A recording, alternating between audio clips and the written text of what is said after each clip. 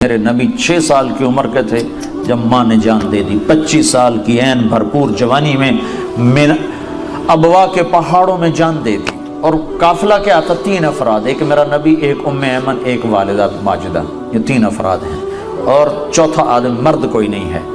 تو میں وہ جگہ دیکھنا چاہتا تھا.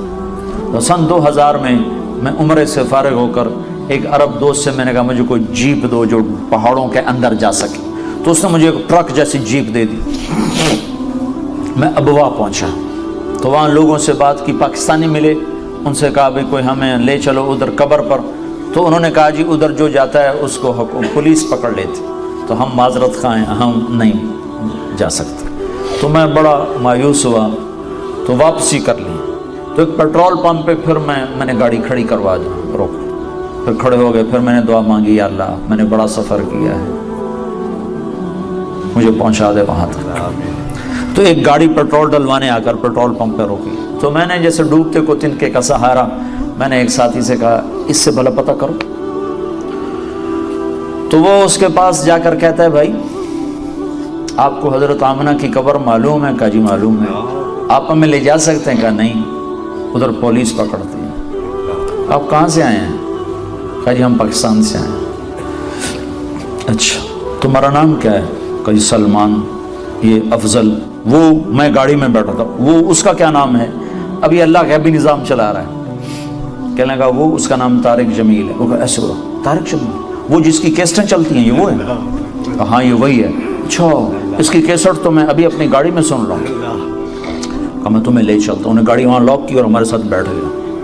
کو 5 کلومیٹر ہم سڑک پہ چلے، پھر اندر اترے اور 5 کلومیٹر اندر، 5-10 مجھے یاد نہیں ہے.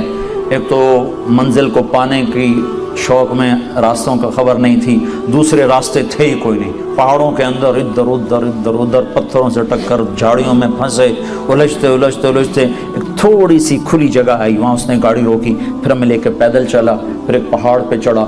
اس پہاڑ کے اوپر قدرتی ایک فرش بنا ہوا تھا، وہاں میرے نبی کی ماں سو رہی تھی.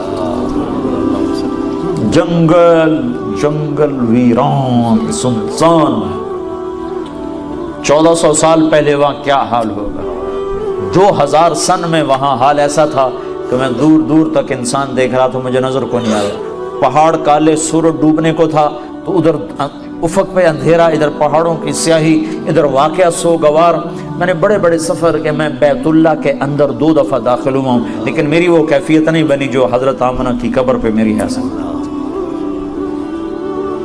ہائے ہائے ہائے، کاش تم دیکھو جا کے.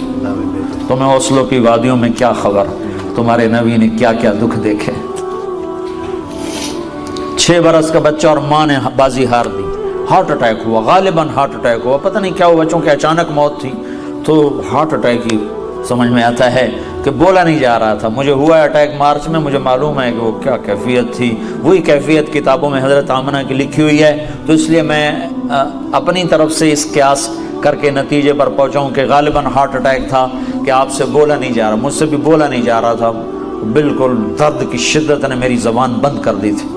تو وہ حضرت آمنہ پر درد کی شدت ہی، بولا نہیں جا رہا تھا. اور میرے نبی کہتے اماں اماں، آگے جواب نہیں آ رہا. پھر آخر حضرت آمنہ نے آخری بار سارا زور جمع کر کے فرمایا بیٹا میری موت کا وقت آ چکا ہے. ہر زندہ نے مرنا ہے، ہر نئے نے پرانا ہونا ہے، لیکن ایک دن آئے گا تو عالم کو روشن کرے گا. اور آنکھیں بند ہو گئی. 25 برس کی عمر میں تو شادیاں ہوتی ہیں، یہاں 25 برس میں کہانی ختم ہو گئی. دی اینڈ ہو گیا. وہاں سے 10 میل دور ہے بستی. پتہ نہیں کس نے آ کے قبر بنائی، پتھر جمع کیے کھود کے یا اوپر، اللہ ہی جانتا ہے. 14 صدی پہلے میں کسی کتاب میں نہیں دیکھ سکا کہ کون لوگوں نے آ کر وہ قبر، کن لوگوں نے آ کر وہ قبر بنائی. لیکن جب قبر بننے کے بعد نیچے اترے ہیں تو حضرت ام ایمن نے دیکھا تو اللہ کے نبی غائب تھے، وہ نہیں تھے. تو انہیں ادھر ادھر دیکھا، لوگوں کے اندر آپ نہیں ہیں. تو انہیں پیچھے مڑ کے دیکھا تو اوپر سے رونے کی آواز آ رہی تھی. تو ام ایمن پیچھے گئی ہیں تو اللہ کے نبی ماں کی قبر پر یوں لیٹے ہوئے تھے ایسے، اور قبر کو یوں جپھا مارا ہوا تھا ایسے.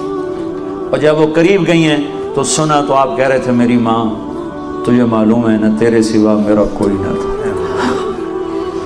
ہائے ہائے واہ یا رسول اللہ. باپ تو دیکھا ہی نہیں، 6 سال کی عمر میں ماں بھی اٹھ گئی.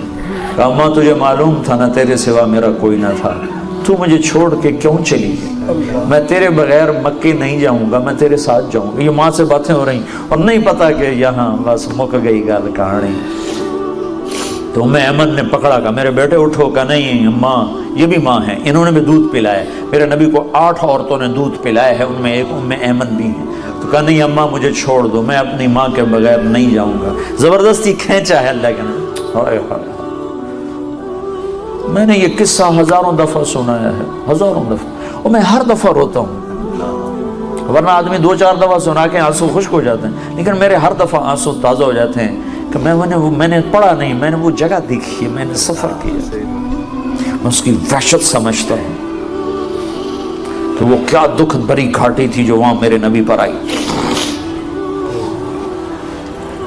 اور جب آپ نے حج کا سفر کیا, کتنے سال گزر چکے؟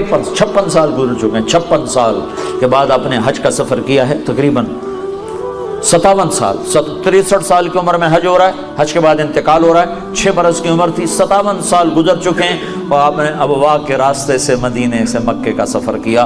اور جب ماں کی قبر کے پاس پہنچے تو خیمے لگنے تھے ابوا کے آگے جا کر وادی میں, شہر میں, لیکن آپ نے ابوا کی بجائے ماں کی قبر پر کہا ادھر ہی خیمے لگا دو. 60-70 ہزار کا مجمع تھا, اور سب کے خیمے لگا کر پھر آپ اپنی ماں کی قبر کے سرانے تشریف لائے, اور یوں بچوں کی طرح گھٹنے اٹھا کے ہاتھ یہاں رکھ کے اور سر گھٹنوں میں دے کے ایسے چھوٹے بچے کی طرح روئے, جیسے چھوٹا معصوم بچہ نہیں روتا, یوں گھٹنوں میں سر دے کے ہوں ہوں کر کے آپ کے رونے کی آواز دور تک آ رہی تھی.